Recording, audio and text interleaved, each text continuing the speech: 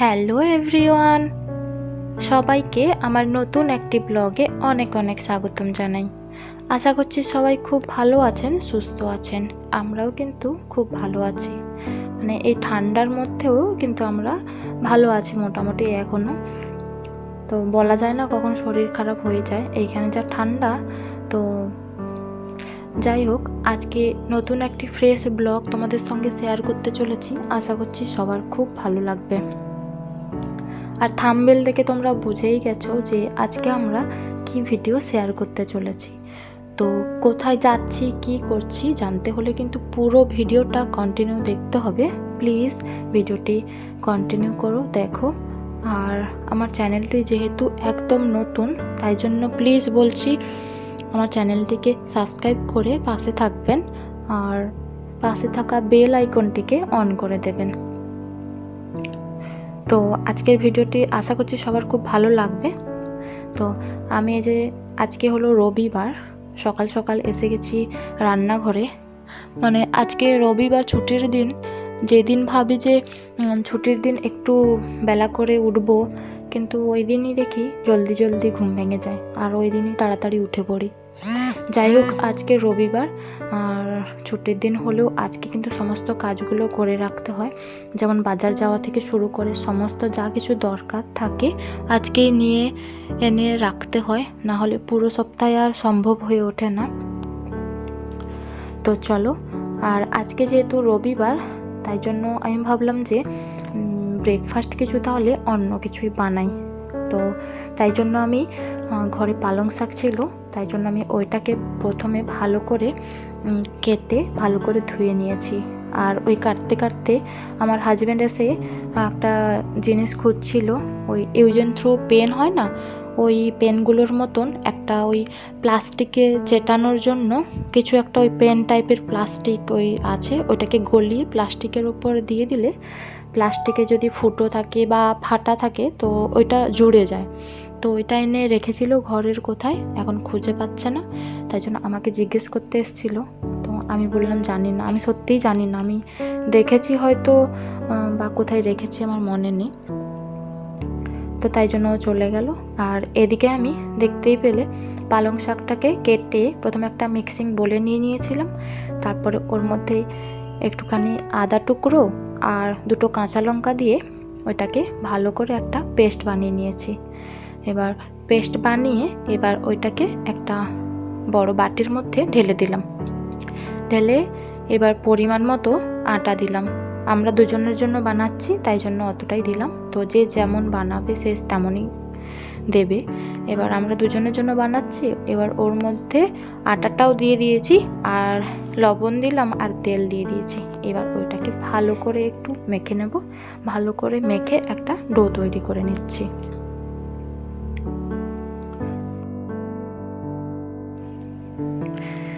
আস্তে আস্তে জল দিয়ে একটা সুন্দর ডো করে নিয়েছি।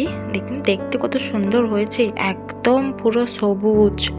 পালং শাকের পেস্ট দিয়েছি তো তার জন্য একদম আটাটা একদম পুরো সবুজ হয়ে গেছে, দেখতে কিন্তু খুব সুন্দর লাগছে। পালং শাক দিয়ে যা কিছু রেসিপি হয় তো আমরা শীতকালেই সেটা বানিয়ে খেয়ে নেওয়ার চেষ্টা করি। শীতকালেই বেশিরভাগ পালং শাকটা পাওয়া যায়, আর সারা বছর পাওয়া যায় কিন্তু অতটা ভালো পাওয়া যায় না। যাই হোক, ওটাকে একটু ভালো করে মাখিয়ে নিয়ে আমি কিছুক্ষণের জন্য ঢাকনা দিয়ে দিয়েছিলাম। ঢাকনা খুলে আবার একটু ভালো করে ওটা মাখিয়ে নিয়েছিলাম। কিছুক্ষণ ঢাকনা দিয়ে রাখলে না পরোটাটা কিন্তু আটাটা কিন্তু একদম সেট হয়ে যায় আর পরোটাটা কিন্তু খুব ভালো হয়। সঙ্গে সঙ্গে করলে এতটাও ভালো হয় না, তাই জন্য আমি 5-7 মিনিটের মতন ঢাকনা দিয়ে রেখে দিয়েছিলাম। আর পালং শাক দিয়ে অনেক কিছুই রেসিপি হয়, তো আমরা পালং শাকের পরোটাও খাই, পালং শাকের লুচিও হয়, ওটাও খাই। তো আজকে মন করলো পালং শাকের পরোটাই খাবো, তাই জন্য পালং শাকের পরোটাই বানাচ্ছি। দেখো কত সুন্দর বেলেছি, তাতেও কত সবুজ হয়ে গেছে। এবার পালং শাকের পরোটাগুলো ধীরে ধীরে করে ভেজে নেব, ভেজে এবার ব্রেকফাস্টটা তৈরি করে নেব। দুজনের জন্য বানাচ্ছি তো তাই জন্য বেশি সময় লাগবে না, 5টা পরোটা বানাবো তো অত বেশি সময় লাগবে না, জলদি জলদি হয়ে যাবে। পরোটাগুলো আমি এই এক এক করে ভাজছিলাম, আর এই দেখুন একটাতে তেল দিতেই এমন ফুলে উঠেছে, সেই যেমন সাইকেলের হাওয়া লিক হয়ে গেলে যেমন হাওয়া বেরিয়ে যায় ওই রকমই হাওয়া বেরাচ্ছে, পুরো একদম ধোঁয়া করে।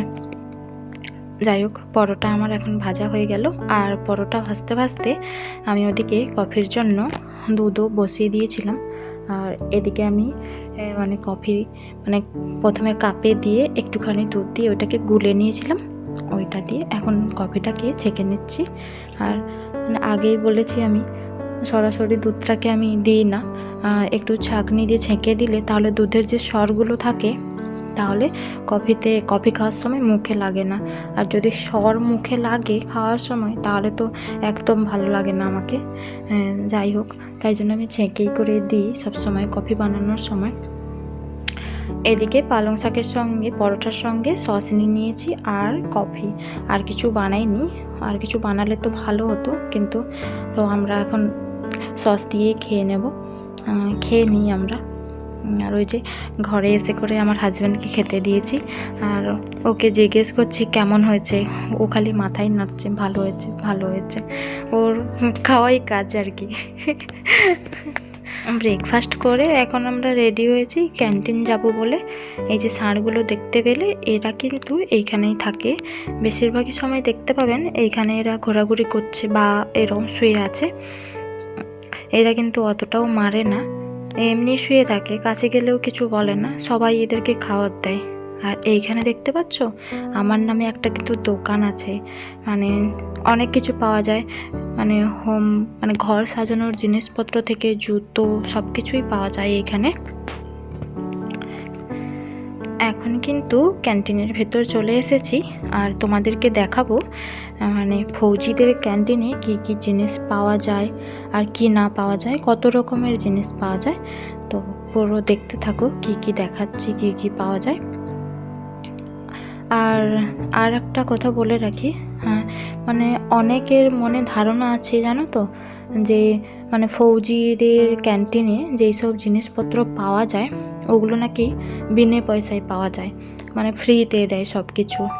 আসলে কিন্তু তা না, সব কিছুই কেনার জন্য পয়সা লাগে।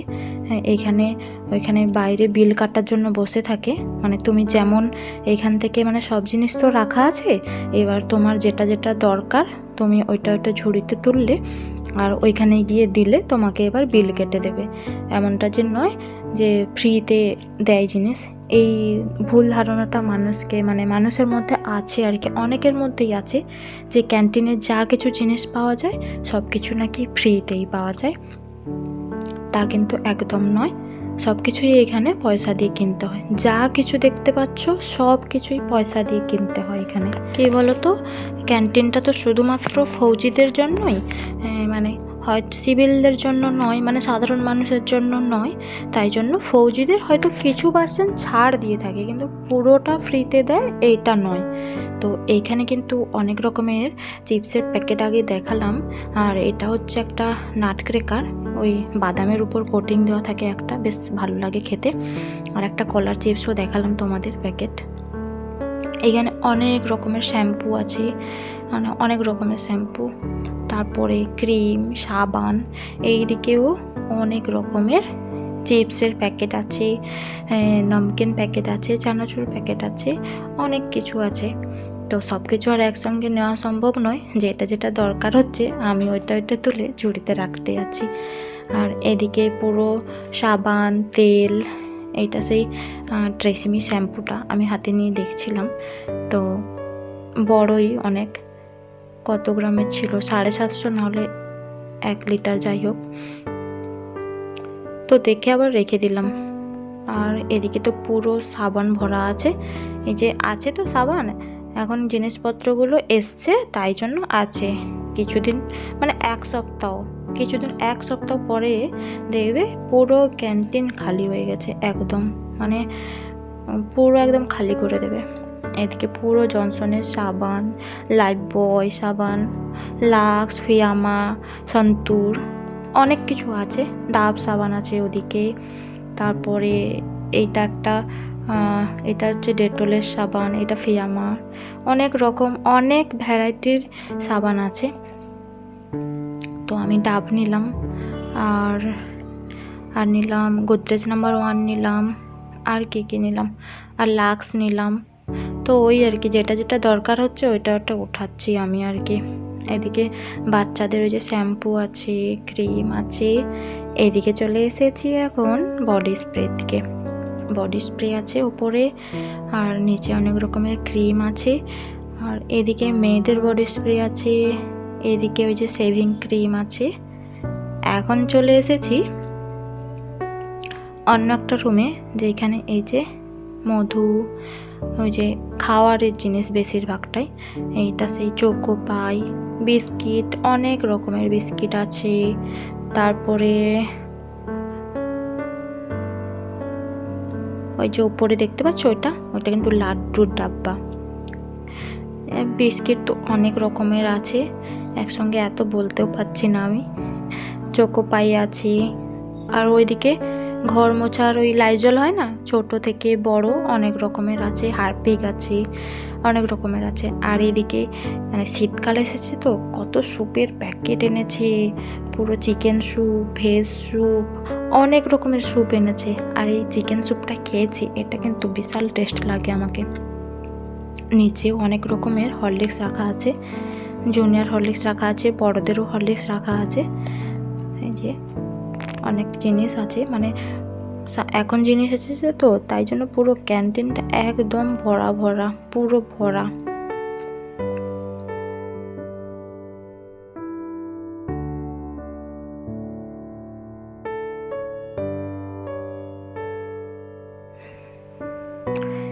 এদিকে কিন্তু পুরো মশলা আছে, মানে হলুদ গুঁড়ো, লঙ্কা গুঁড়ো, সব কিছু আছে। আদা রসুনের পেস্ট আছে, আমি ক্যান্টিন থেকেই আদা রসুনের পেস্টটা নিয়ে আসি, এইবারেও নিয়েছি আমি। আর এদিকে হচ্ছে জ্যাম আছে, তারপরে আচার আছে, অনেক রকমের জ্যাম আছে, মিক্সড ফ্রুট জ্যাম আছে, ম্যাঙ্গো জ্যাম আছে। তো আর এদিকে সোয়া সস আছে, চিলি সস আছে, অনেক রকমের আছে সস, সোয়া চিলি সস, তারপরে আর কি আর নাম জানি না আমি। আর এদিকে অনেক মশলারও ডাব্বা আছে। এখানে একটা সসের বোতল দেখতে পেয়েছি, ওইটা ছিল ম্যাগি সস, যেটা চিলি সস। আর এইটা হলো এমনি কিষানের এমনি যে সসটা হয়, ওইটা একটা নিলাম। আর উপরে অনেক রকমের আচার রাখা আছে। আচার নিয়ে আসি আর ঘরে থেকে নষ্ট হয়ে যায়, তাই জন্য আর আচার নিইনি। এইদিকে অনেক রকমের মানে চ্যবনপ্রাশ আছে, মাজা।